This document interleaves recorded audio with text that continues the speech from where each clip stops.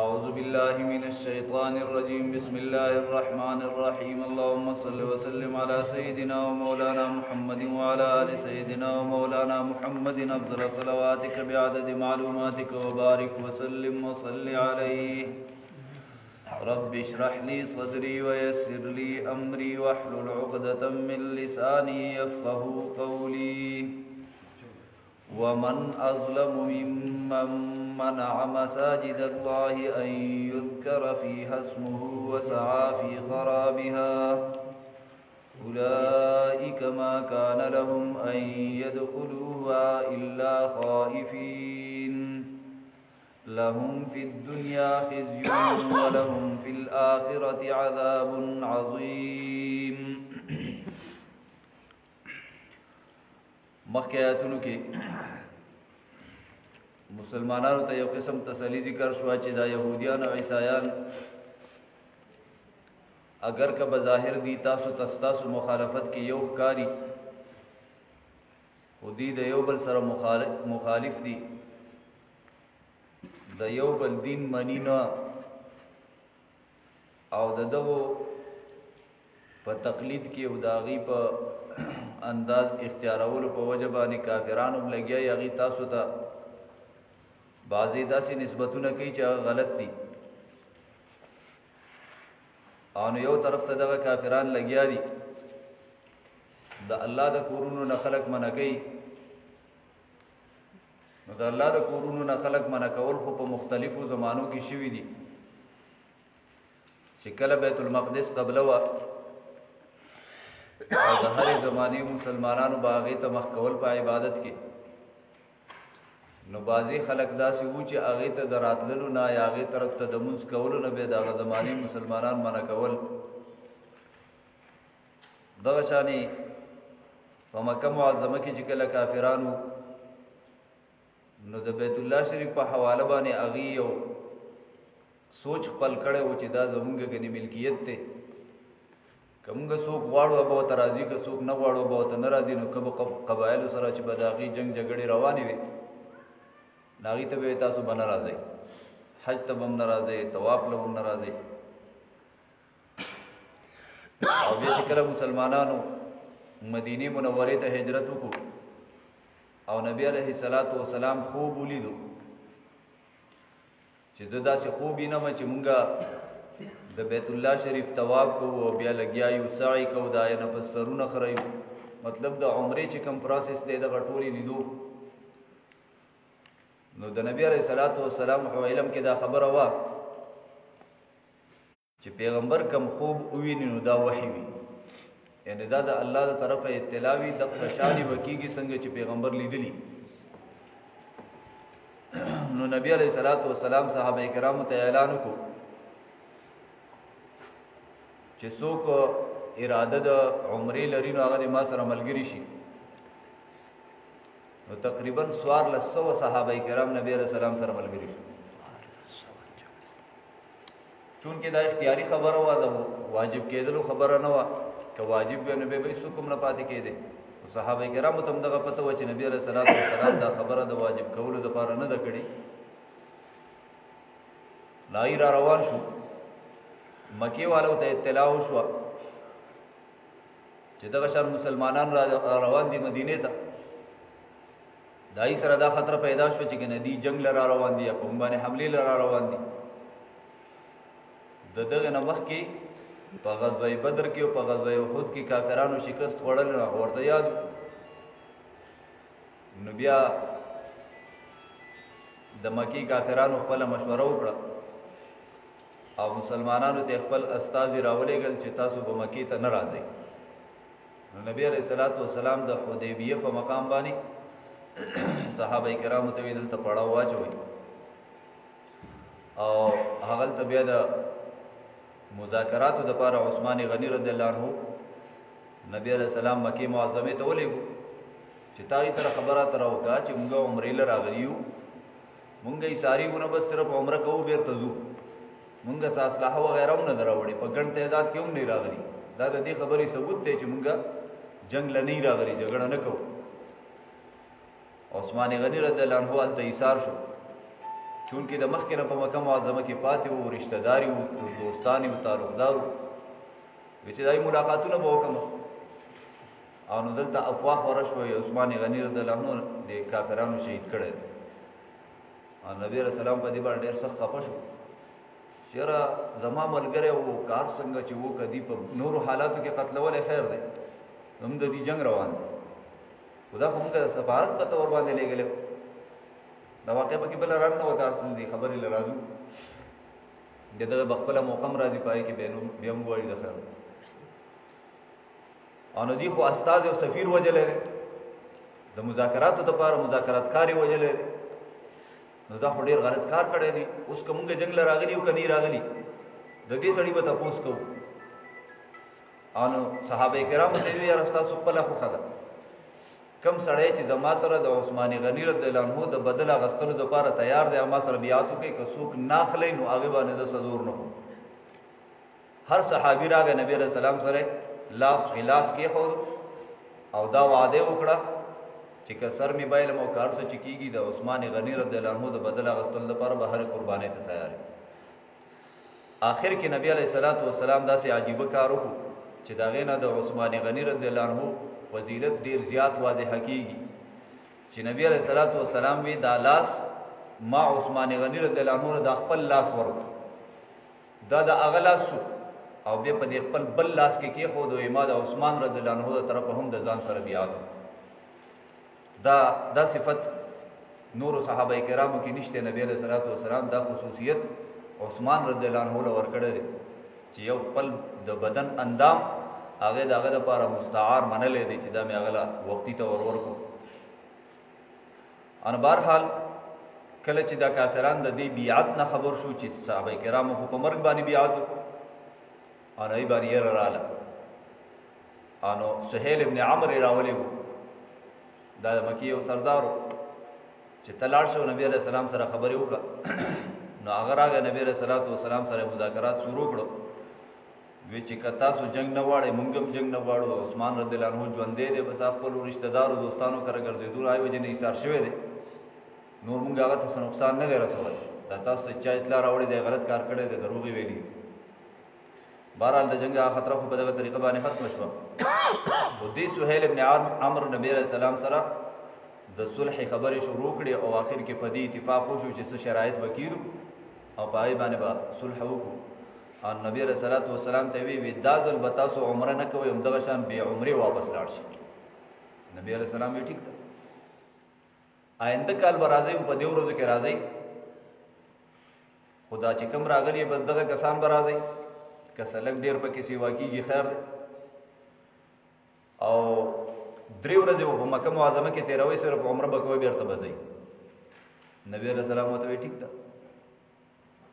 بلې پکې اهم شرط دا کېښودو چې کله کله داسې وشي چې په مسلمانانو کې څوک مرتد شي، کافر شي، نو که په مدینه کې څوک کافر شو هغه راغی مکې ته، نو موږ به تاسو ته نه واپس کوو. البته که زمونږ په کافرانو کې څوک مسلمان شو مدینې ته درغی به تاسو موږ ته واپس کوئ. دا شرط ورسره هم نبي علیه السلام ومنو. دلته عمر فاروق رضی الله عنه وایي زه سم تاوېدم. دا نور صحابه کرام خو په دې شرایطو باندې خبرېدل ته خفه وي، خو د عمر رضی الله عنه طبیعت خو جلالي و او نو بس هغه وایي زه ډېر خفه وم او دا به مې کوشش کوو چې دې خبره کې څه نرمي پیدا شوې، خو نبي علیه السلام منله نو بیا پکې زموږ څه مجال نه چلېدو. آخري کې چې کله دا معاهده مکمل شوله انو دا لیکل حضرت علي رضی الله تعالی عنہ کول، انو په آخر کې به کې داسې الفاظ ولیکل هذا ما وافق علیه محمد رسول الله صلی الله علیه وسلم و سهیل بن عمرو من مکه. دا هغه معاهده ده چې په هغې باندې نبي علیه السلام او سهیل ابن عمرو چې هغه د مکې والو نماینده د دې اتفاق و. نو سهیل ابن عمرو اعتراض وکړو دا رسول الله دې کټ کړه، رسول الله دې کټ کړه، محمد ابن عبدالله ولیکه. زموږ جګړه خو ټوله په رسول الله ده، موږ د رسول الله ومنو بیا جګړه پسې کې پاتې شو. نو نبی علیه السلام حضرت علي رضی الله عنه وی نطقت به لسانی دا خبره رسول الله ما په ژبه ویلې دی وصدقته قلبي زړه مې د دې تصدیق کړی دی وکتبته بناني زما په ما ګوتو دا لیکلی دی زما زړه نه غواړي چې دا وران کړم نبي علیه السلام وی ته ما ته وښایه کوم ځای دی چې دی وران په خپله باندې هغوی پې هغه کش راکړو او محمد ابن عبدالله ولیکه دا خلک وایي اسلام د دهشتګردۍ مذهب دی اسلام سختی خوښوي او بد دا جنګ جګړه خوښوي په مخه وایي چې جنګونه کوه جنګونه کوه جنګونه کوه هلکه د رسول الله لفظ ورانول د سړي ایمان مني په دې خیال باندې چې یاره دا ما ختمه کړه دا خبره تا سره مې ومنله چې دا محمد رسول الله نه دی دا چېرته څوک منلی شي خو د امن د قیام دپاره نبي علیه صلات وسلام دغه برداشت کړه او مونږ ته هم دغه تعلیم راکړو چې که داسې موقع راځي نو په هغې کې تاسو یو حده پورې چې د اصولو نه وځئ نه نو نرمي کولی شي نو دا هغه اهمه واقعه ده چې د جومات نه یعنې د بیت الله شریف نه کافرانو نبي علیه السلام او صحابه کرام منع کړي دي الله پاک وایي دا غټ ظالمان دي نو دغه واقعې نور تفصیلات هم شته دی دا به چېرته موقع سره بیا وکړو دا واقعات په دې عام خلکو باندې ډېر خلک یو دلته د سبق فکر هم یو په دې کې چې موږ دپاره کوم سبق وي نو هغه نو یو اهمه خبره بیا په دغه کې دا راغله چې نبي علیه السلام خوب ولیدو او موږ مخکې خبره وکړه چې خوب خو د پیغمبر وحي وي هغه دروغ کېږي نه نو دلته خو هغې لیدلو چې موږ سرونه اخرېلي نو عمره پوره کړې ده او عمرې پوره نه کړه نو د هغې علما کرام وایي چې نبي علیه صلات وسلام خوب ولیدو خو په دې خوب کې د وخت نشاندهي نه وه شوې چې ته به کله دا عمره کې د الله د فیصلې مطابق هغه آینده کال وه او نبی علیه صلات وسلام پکې د وخت دغه تعیین ونه کړی شو او الله نه تپوس هم ونه کړو چې یاره کم وخت به کولی خو ډېر شوق یې و د عمرې نو دا یې وجې نه فوري ته ور روان شو نور د الله د فیصلې مطابق د کافرانو چې څنګه وي آینده کال به راځئ نو هغه کال د دې تعبیر و هغه تعبیر الله پاک هغه شانې بیا وکړو هغې لاړو عمرې به هم کړه بهرحال دلته الله پاک دغه خبره ذکر کوي چې کافرانو تاسو خو غټ ظالمان یې تاسو نه ظالمان اړو څوک شته نه چې د الله د جوماتونو نه منع کول کوئ نو دغه حکم به هره زمانه کې د هر چا دپاره چې یو سړی ښکاره په ښکاره باندې د جومات نه څوک منع کوي یا اسباب داسې پیدا کوي چې د هغې د وجې نه یو سړی د جومات نه منع شي یو سړی د جومات نه منع شي کله کله داسې وشي په کلي محلو کې زموږ د علاقو خبرونو نه همږه خبرې وو چې په جومات کې څه کسان یو کس دوه کسه درې کسه هغوی داسې رویه اختیار کړي چې د هغې د وجې نه نور کسان جومات ته راتلل پرېږدي کله داسې وشي چې یو سړی هغه د چا دپاره ماحول داسې جوړ کړي چې خلک جومات ته تلل غواړي هغې په لاره کې په بل سکاته کې رامنې کړي کله یې ورته میچونه شروع کړي په روجو کې وایي هلکه راځئ فټبال کوو دا کرکټ کوو نو چې دا کم کسان دغه انتظام کوي او خلک د تراوو نه منع کوي او خلک د منځونو نه منع کوي هغه هم په دې حکم کې شامل دي غټ ظالمانو کې به شامل دي چې هغې اسباب داسې پیدا کړه چې خلک یې د جومات نه پاتې کړه نو که سړی په خوله چاته ووایي اسباب داسې پیدا کړي دا په دغه ظلم کې شامل وي بل داسې چې په جومات کې ماحول داسې جوړ شي چېرې د خلکو شوق پیدا شي په کار ده چې داسې ماحول جوړ شي د خلکو شوق پیدا شي نو د هغې دپاره ګوره دا بلډینګونه بهترین تیارېږي د ځمکې انتظام برابرېږي د ګرمۍ یخنۍ دپاره انتظام برابرېږي نو چې څوک جوماتونه آباد ساتل غواړي هغې په دغه فکر کې لګیا وي نو په دې کې څوک حصه اخلي نو دا د جومات د لارو کولا وهلو محنت دی د لارو کولا وهلو محنت دی او چې په دغه کې کمزوري کې والله وله وس ورکړی په څه درجه کې وکړې دغه هم شامل نو ډېره دلچسپي اخلی په دې ټولو خبرو کې چې څومره دنه کېدی شي مفتي صاحب په دې عمرې دپاره دوی راغله که نه جی دا خو له دې یو ضمني واقع تاسو بیان کړه او جی لکه دوی احرامونه تړلي وو هغې بیا احرامونه نه کولاوه هغه پیغمبر صلی الله ته خپلې بیبي وي ته اول خپل احرام کولاوه که نه مخکې به یې دا کې درس کې ویل جی یو خو دې ته دا مسله ده چې یاره کله سړی د یو نفلو نیت وکړي که نه نو هغه به ده واجب شي نو دغه شان دی لکه یو خو دغه مسله ده که نه بله دا ده چې د په اشارة النص سره لکه تاسو دا خبره مو وکړه که نه چې مطلب دی چې دا خو تاسو وایي چې څوک د جومات نه منع کوي که نه نو جومات کې کله کله به داسې وشي چې زموږ د ملګري خبرې کوي نو دلته خوا کې پړی په مانځه ولاړې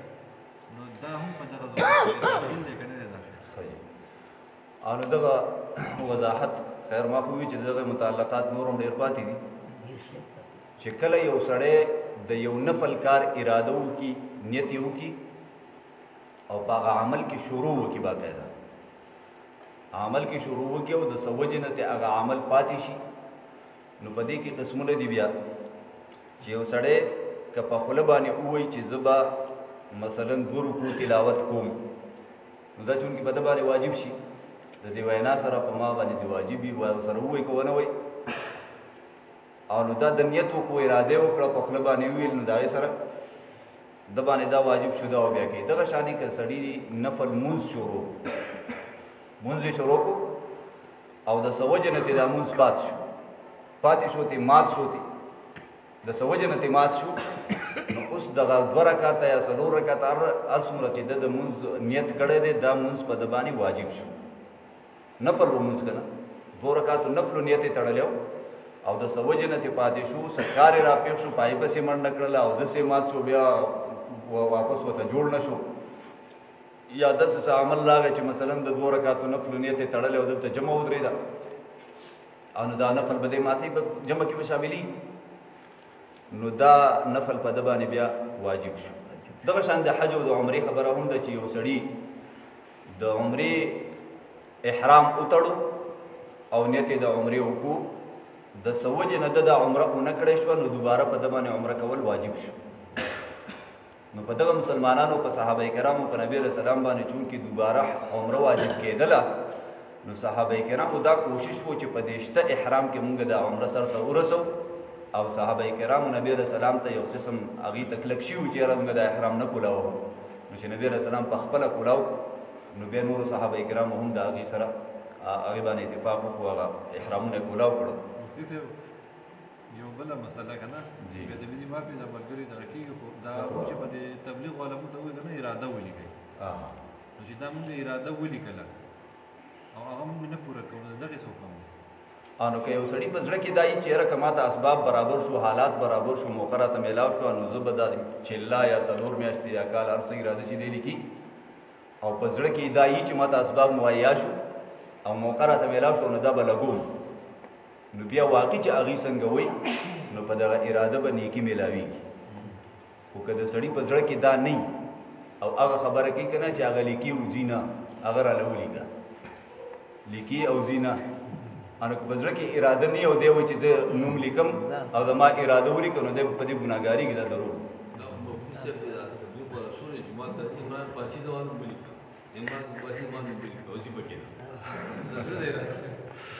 دغه د زړه نه خو خدای خبر دی که نه د زړه نه خدای خبر دی خو که په زړه کې اراده نه وي نو دا بیا په دروغو کې راځي دا بیا ګناه ده د خیره سره دا خو په علم کې اضافه راولي که الله دې رحم وکړي او نو دغه شانې جی نو په جومات کې ما تاسو ته غالبا مخکې خبره کړې وه چې په جومات کې بې ضرورته خبره کول دا باره کې حدیث مبارک کې راځي انها هي الحالقه څنګه چې چاړه ویښته خرئ دغه شانې دا د جومات بې ادبي نیکۍ ختموي نیکۍ ختموي د ضرورت خبره چاته کول او د ضرورت مطابق د جومات کې دنیا په حواله څه خبره اواز راایستل هغه جایز دي د هغې نه علاوه جومات ته ذکر اذکار دپاره تلاوت دپاره د مونځونو دپاره دی درسونو دپاره دی د دې نه علاوه په دې کې نور بحث کول هغه منع دي دغې کې ډېر احتیاط کوئ نو الله پاک وایي چې دا کم خلک لګیا دي او د جوماتونو نه خلک منع کوي نو دا ظالمان خلک دی او دی جوماتونو ته په خپل هم چې ورځي نو په یره یره ورځي الله وایي په دنیا کې او آخرت کې به دوی ته د هغې څه بدله خامخا میلاویږي او نو مدینې منورې ته چې کله مسلمانانو دا وکړو هجرت وکړو نبي علیه الصلاة والسلام لاړو نو 19 میاشتې مسلمانانو بیت المقدس ته مونځ کړی 19 میاشتې پس بیا قبله بدل شوې ده بیت الله شریف ته مخ کړی دی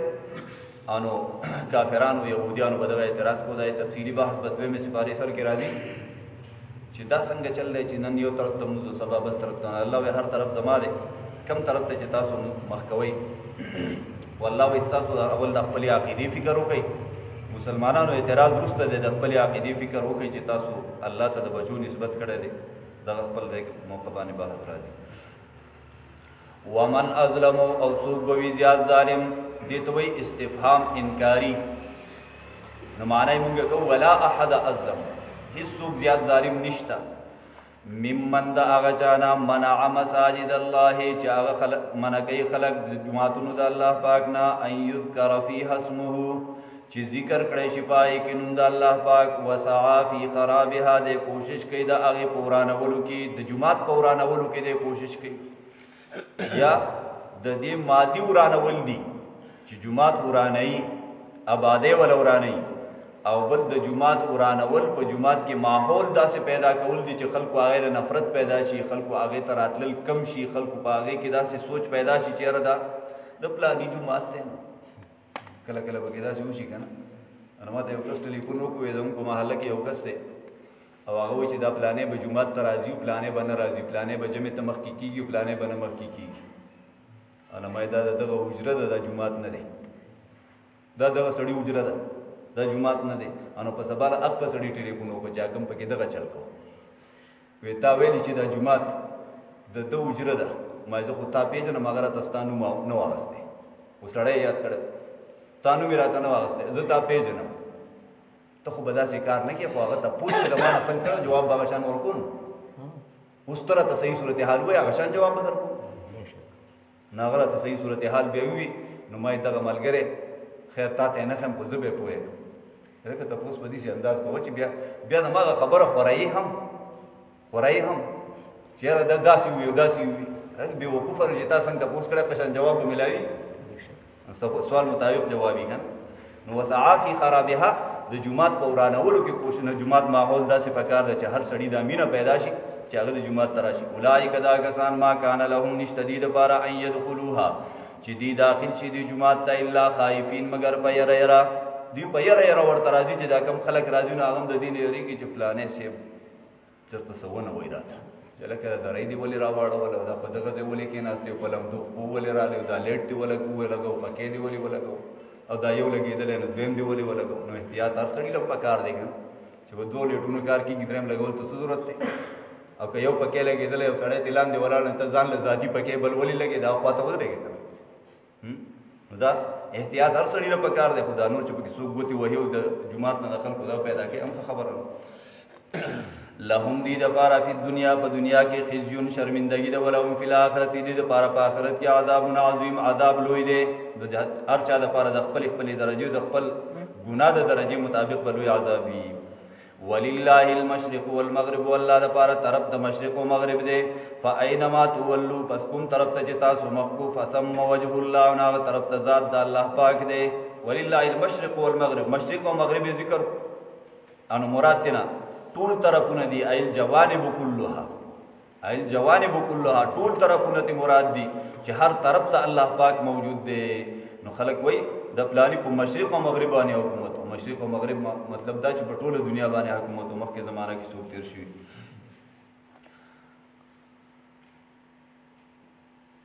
ان الله یقینا الله پاک واسع فراخ د علم د الله پاک دا الله علم هر ځای ته رسېدلی دی ځکه چې علیم ذات دی علیم پوهه دی په هر څیز باندې د الله پاک علم دی یا ان الله واسع الله پاک قدرت فراخه دی یعنی هر ځای کې د الله قدرت او د الله حکم چلیږي علیم پوهه دی په هر څه باندې پوهه دی که یو سړی بل سړی د جومات نه منع کوي په دې کې نیت څه دی یو سړی فسادي سړی د جومات ته راځي او جومات ورانوي دا شته ماحول دله خرابوي ځینې شته داسې خلک فتنهګر خلک دا هغه راشي په جومات کې داسې بحث شروع کړي چې د خلکو منځ کې اختلاف او جګړې پیدا شي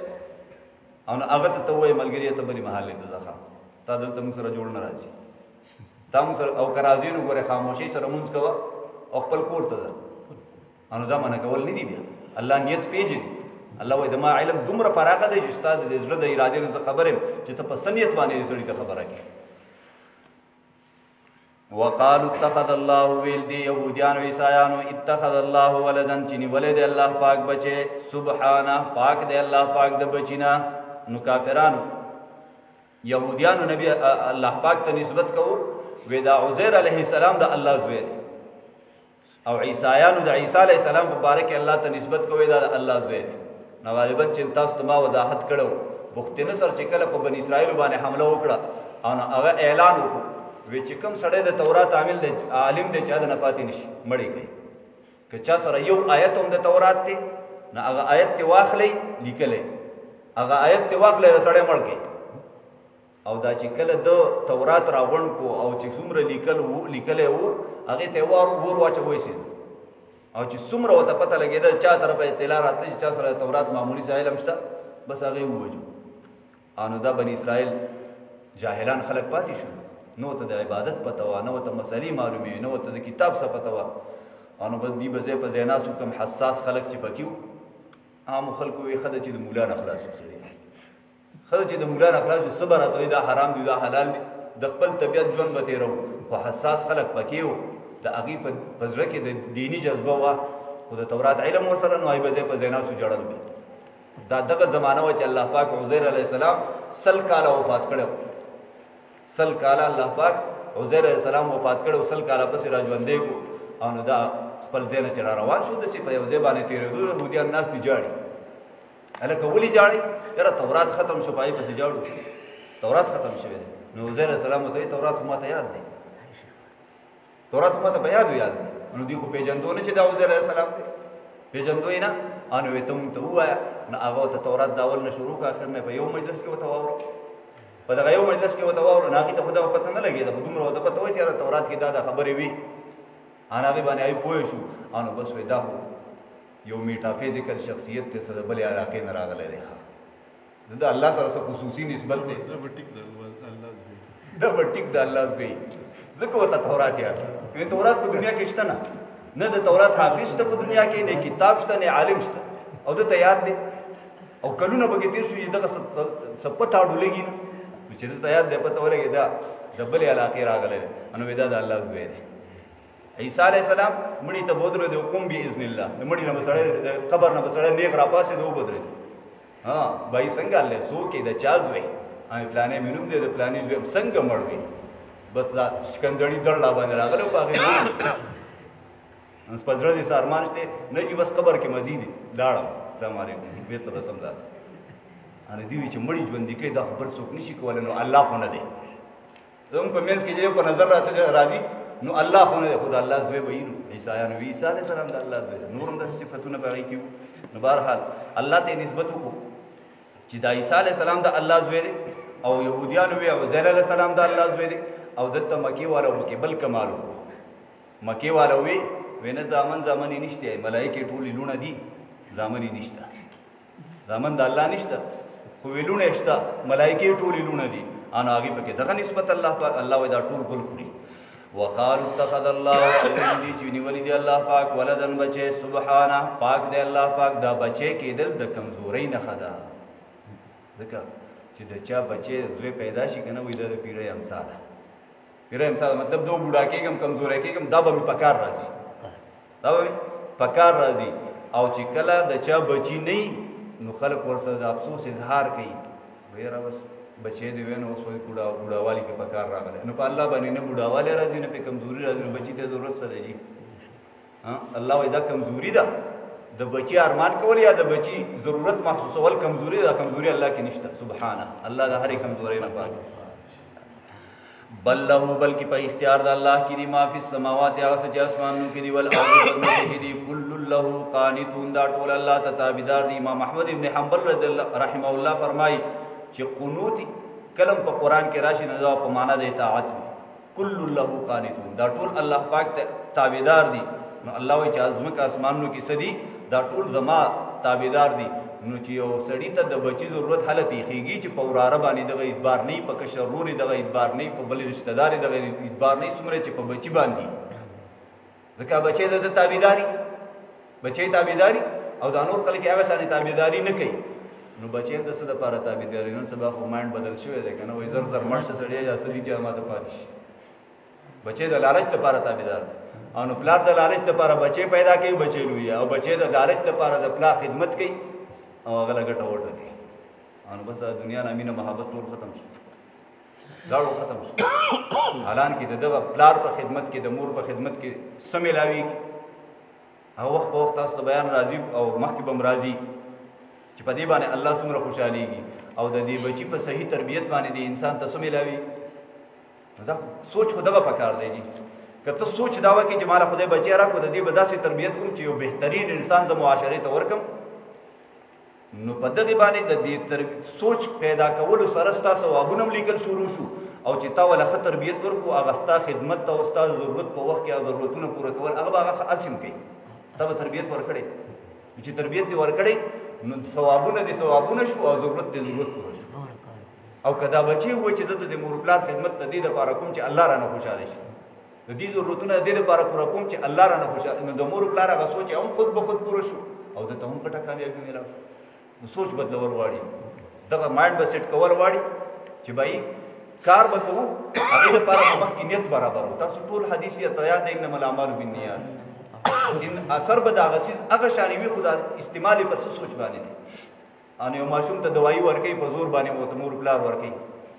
که دا ماشوم یې په خوښه وخوري که په زور یې وخوري،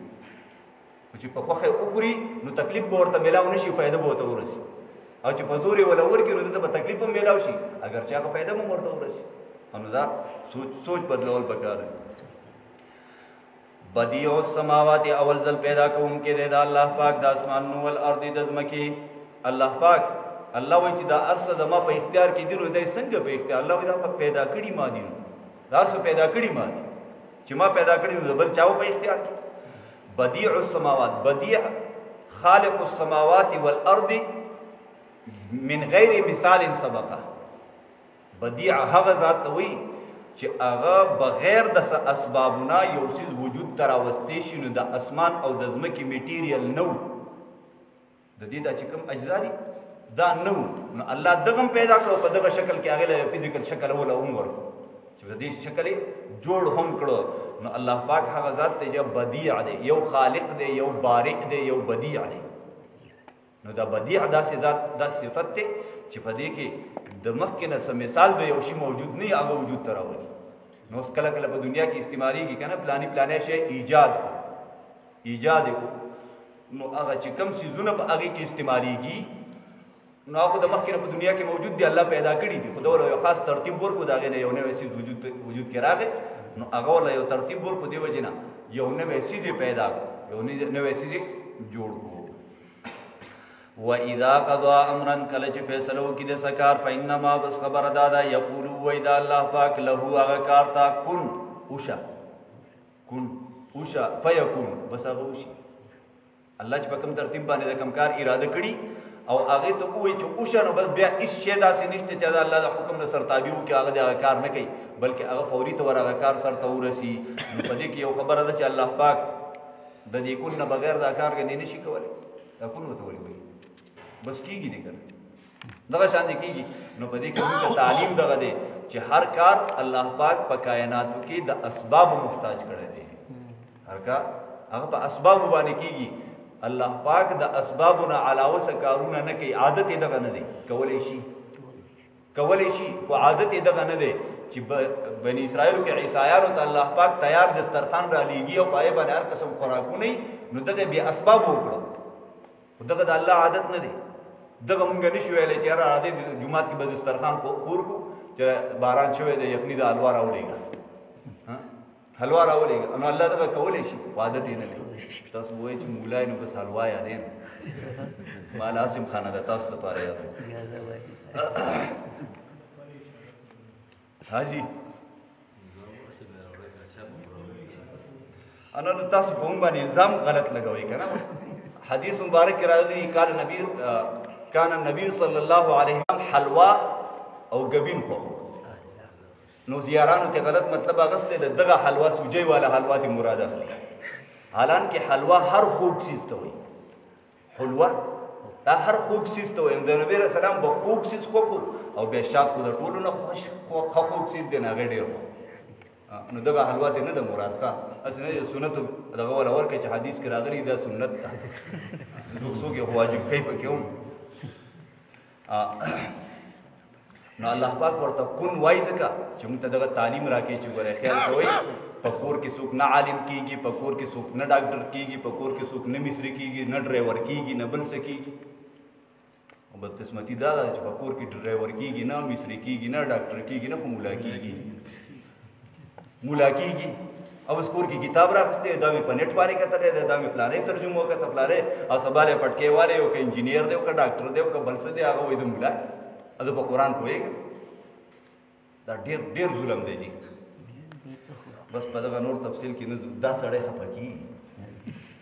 دا موږ خو سبق خو په هر ځای کې ویلی کېږي، موږ خو دا نورې خبرې یادوو.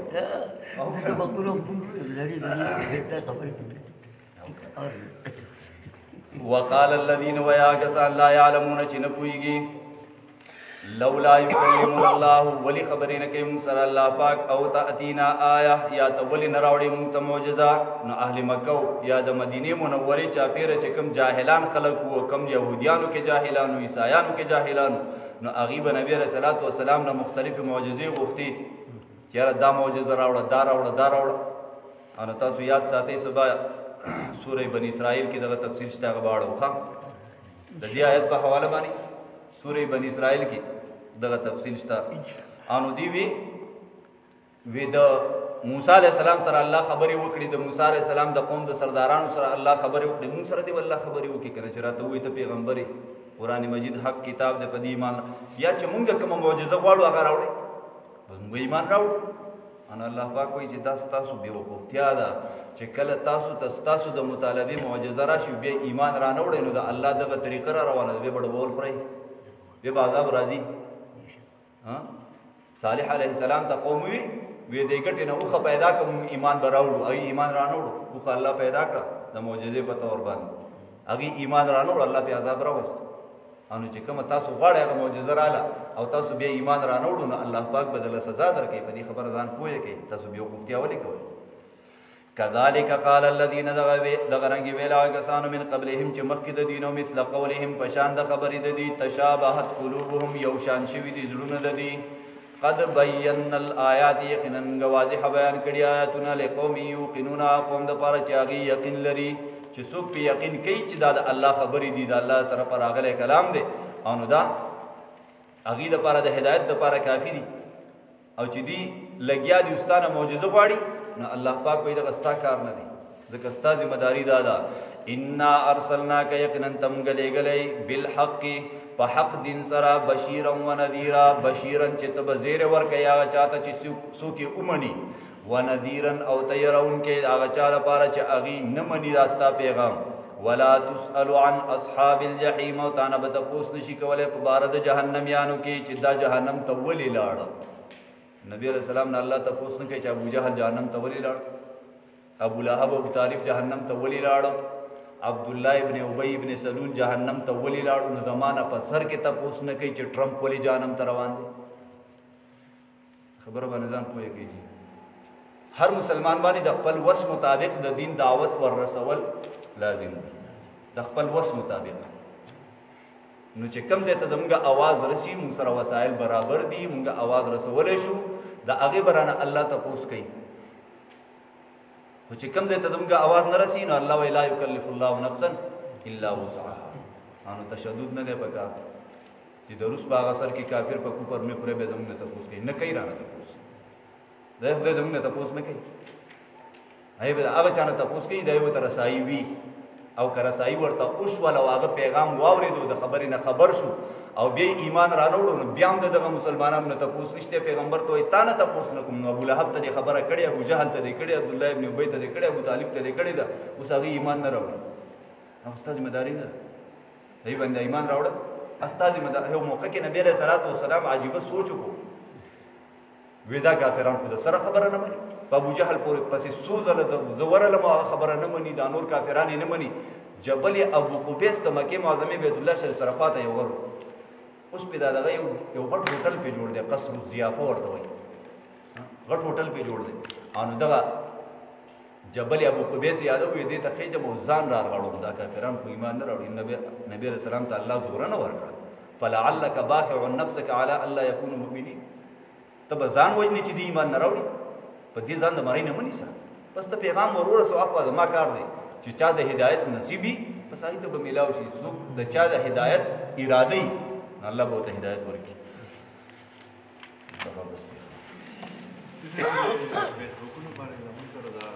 نان مسلم فرینډز دي که نه نو دا خو زموږ په وس کې ده چې هغې ته مونږ یو پیغام ورکړو دا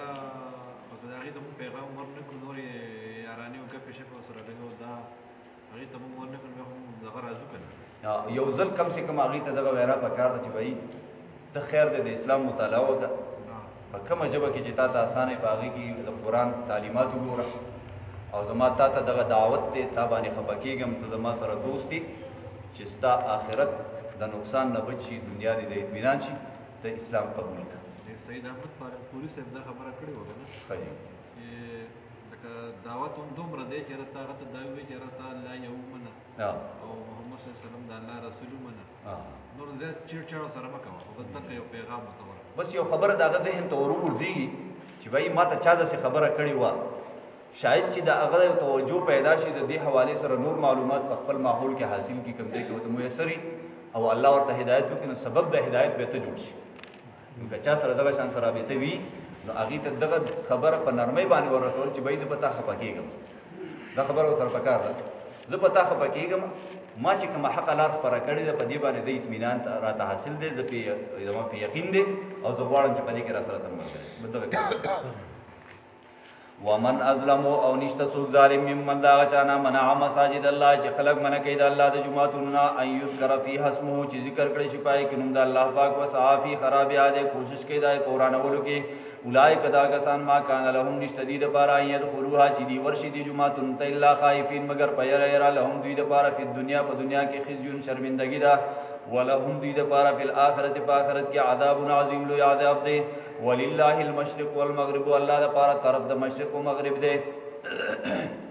فاینما تولوا پس کوم طرف ته چې تاسو مخکوف ثم وجه الله نه هغه طرف ته ذات د الله پاک دی ان الله یقین الله پاک واسع فراخ قدرت والا دی علیم پوهه دی وقالوا اتخذ الله ولدا او ویل دوی چې نیولی دی الله پاک بچی سبحانه پاک دی الله پاک د بچینا بل له بلکې د الله په اختیار کې دی ما فی السماوات والارض هغه چې په